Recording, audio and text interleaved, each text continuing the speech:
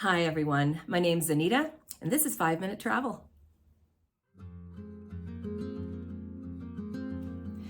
Welcome back everyone to my channel. I'm glad that you're here, and I hope you are all well. Today I'm going to talk about a topic that I think is overly saturated on social media, but the reason I'm going to talk about it is I always hear similar things from various people that cover travel on social media, and that is unique places to stay. When you watch YouTube or go on Instagram or any of these other TikTok channels, you'll see a lot of things about the bubble hotels in Iceland where you can watch the northern lights, or these crazy rooms that hang off cliffs, or tree houses. And I think those are all amazing places to stay. But there are a lot of kinds of places that I've discovered to stay, especially in Europe, that I don't ever see mentioned on social media. So I've wanted to do this video for a while because I'm going to be talking about places that you can stay in Europe that are either more convenient than your average hotel or something that's going to give you a unique cultural experience.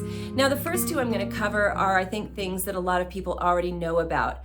But I can guarantee by the time I get to number seven is something I can almost guarantee you have never heard about before in your life, and it's a really cool kind of thing to try out.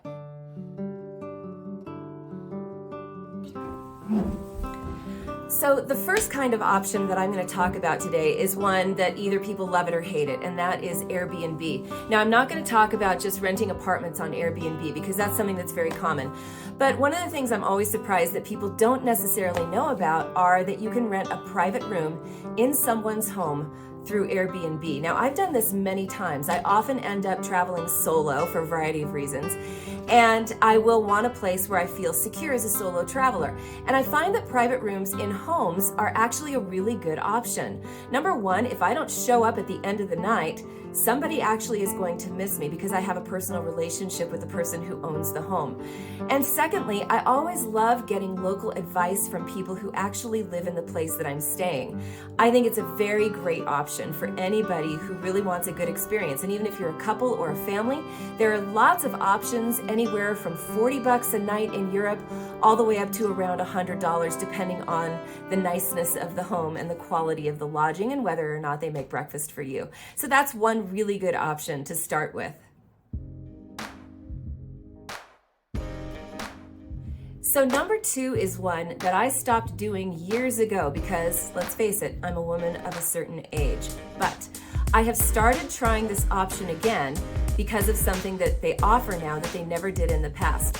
And this is staying in hostels. Now, some of you are probably saying, oh, no, I am not gonna do that. I'm not gonna sleep in a bunk room with a bunch of kids, traipsing around Europe, meeting each other and doing God knows what.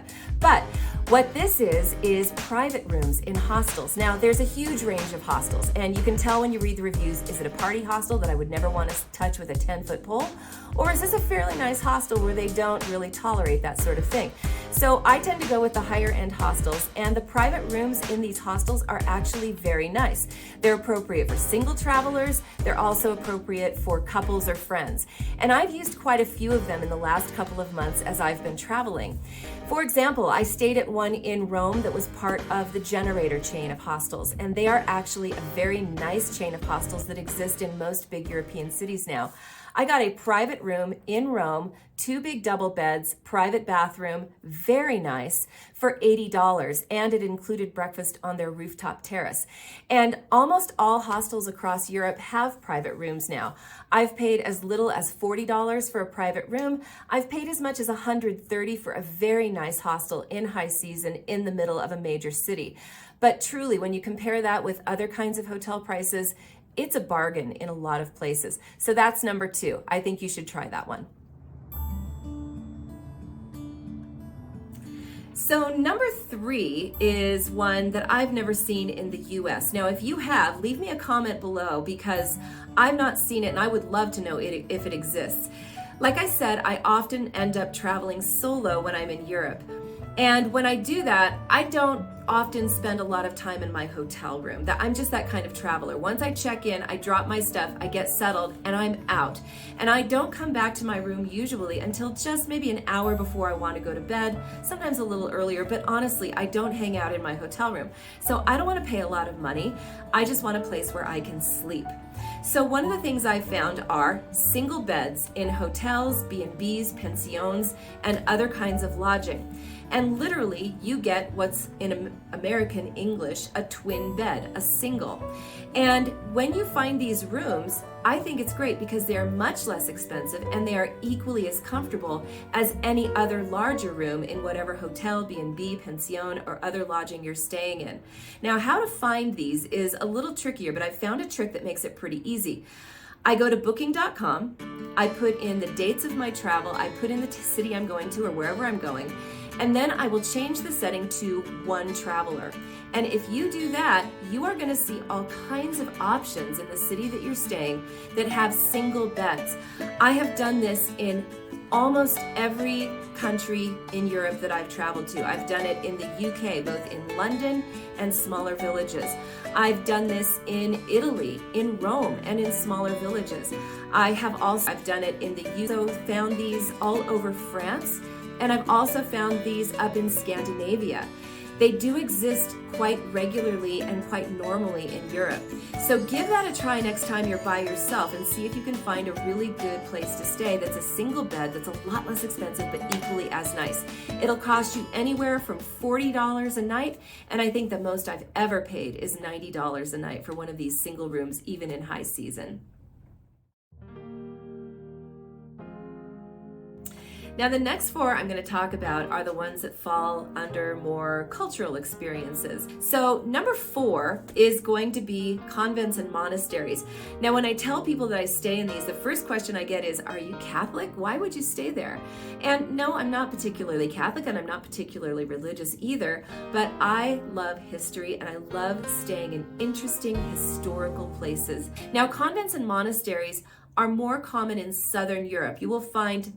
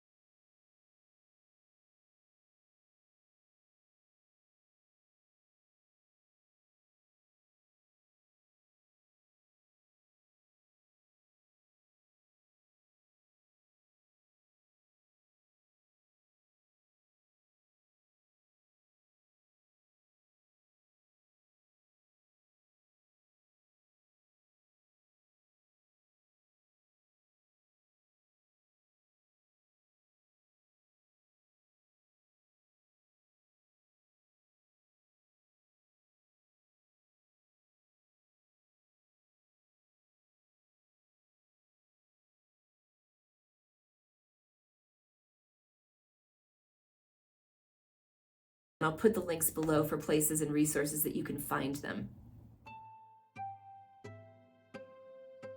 So number 5 are mountain huts and mountain lodges. And you immediately might say, nope, that is not for me. I'm not a hiker. I'm not into being rustic when I go out for anywhere to stay.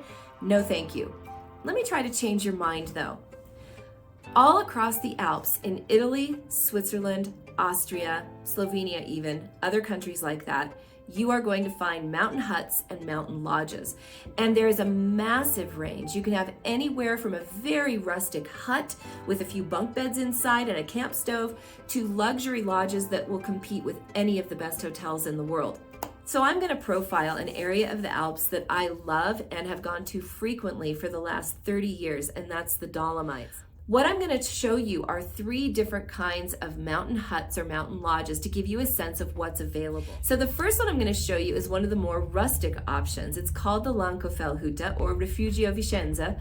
Everything up there has either an Italian name or a German name because it's right on the border between France and Austria. But that aside, the Langkofelhutte was built in the 1800s. It's one of the old original lodges built in that part of the Alps, primarily for rock climbers. It takes a bit of work to get there. From the nearest gondola, it's about a 3-hour to a 4-hour walk, depending on how fit you are, and it does take work to get there. When you get there, you'll find a large stone building with very thick stone walls, bunk rooms, and flush toilets. They also have a very excellent restaurant with a wraparound deck with views to die for. Now, this place isn't for everybody. You can reserve an entire bunk room for yourself, and it's not that expensive. Or if you want an experience, you can also go ahead and just bunk in with other people and have that kind of experience. But that's one of the more rustic options that exists, and you'll find those all over the Alps. Now, the second one I'm going to talk to you is a mid-range option. It's called the Plattkofelhutte, and it's not far from the Langkofelhutte. It's about a 1 to 2 hour walk from the nearest gondola, and there is one uphill section, but it's not that difficult to get there. When you go, you're going to find a beautiful wooden luxury lodge that has a chef, that has private bathrooms with flush toilets and showers, and that also has very comfortable rooms. It's very alpine in style with warm woods, carved wood, and beautiful features that really let you know that you are in that part of the Alps. So that's a second mid-range option. Takes a little work to get there, but once you get there, you will be fed and housed in a very nice manner. Now, the third one I'm going to tell you about is Brunel. Brunel is a luxury lodge and spa, and it's very easy to get to from the nearest gondola. It's just a short walk or a short bus ride, or you can also hire a driver or a taxi that can take you there. Now, this lodge is on the Alm, which is the largest mountain meadow in Europe, and it is stunning. It is a hotel and spa. There is some of the best food I've had in the Alps. Their breakfast buffet is fantastic. And when you walk outside, you are surrounded by the Alm and the peaks of the Dolomites. And it is one of the most beautiful places to stay. You have the stars at night, and out your back door, you might have farmers raking the mountain grasses in late summer if you're there at the right time. So it is a very beautiful, luxurious experience in a mountain setting. Now, if you go to the French Alps, if you go to the Austrian Alps or the Swiss Alps, you will find these everywhere. And they are a really fun option if you want to have a beautiful experience in nature that isn't too difficult to get to. Now, for number 6, this is one that my family has been doing since the year 2007. And what that is home exchange. Now, you may have seen the movie The Holiday with Kate Winslet and Cameron Diaz, where they switch houses for their Christmas vacation and they have a romance and it's all lovely. Well, guess what? People actually do that, and we are one of those families who swaps houses with other people, and we have swapped all over the world. We have swapped houses with people in Thailand, the Caribbean, St. Martin, Quebec, France. We've swapped with people in Norway, people on the East Coast, other people in ski resorts in California. And it is an amazing way to travel because the lodging doesn't cost you anything. All it costs you is somebody staying in your home. So the way that it works, and I'm just going to give you a quick example about this because I'm going to do a whole series on home exchange in the future. But generally, there are several ways that you can home exchange. I stay in your house at the same time you stay in mine. That's the most common way that people home exchange. Or if my house isn't available right now, but yours is, I stay in your house and then you come stay at my house at another time. Also, most home exchange clubs now give some sort of tokens for staying at people's houses.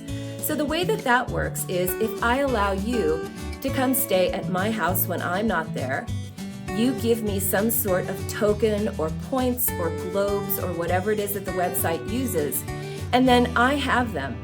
I can then in turn take those and I can go stay at somebody else's house who accepts them. I did that this summer and I stayed for free in 5 different homes over the course of my summer.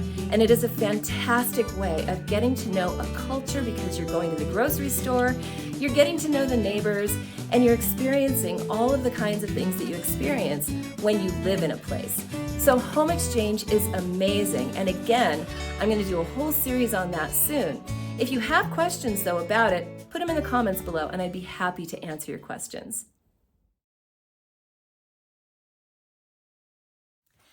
Now, number 7 is one that I can almost guarantee you've never heard of before, and it's called champing. Now, champing is something that only exists in England, and sort of like convents and monasteries, there are many, many ancient churches that are very expensive for their local parishes to maintain. And there's a whole network of churches in Britain that have gotten together, and they have put together something called champing. And that's kind of like glamping, right? But it's churches and camping. But it's a little more luxurious than that, because they set up beds inside the beautiful ancient church building that are comfortable. They have candles, they have lovely amenities for you, and you get to sleep in these beautiful ancient buildings. And they are scattered all over England. And I'll put a link below to the website so that you can see some of the options that are there. But this last one is something that I don't think a lot of people have heard of, but I wanted to put it on your radar because it is something that is really, really special and unique in Europe. So I hope these 7 ideas are things that you can use and maybe take advantage of later on. Now, I really appreciate it when people that watch my videos subscribe. It's what helps me keep this channel going. And I really do appreciate you coming today and watching all of this, and I hope that it's been useful to you. So put your comments below. I would love to read them, and any other unique ideas maybe that you have about places that you found in Europe to stay. I'd love to hear them because I know there are places I haven't discovered yet, and I would love to hear about that. So have a great day, and thanks for watching. I'll see you next time.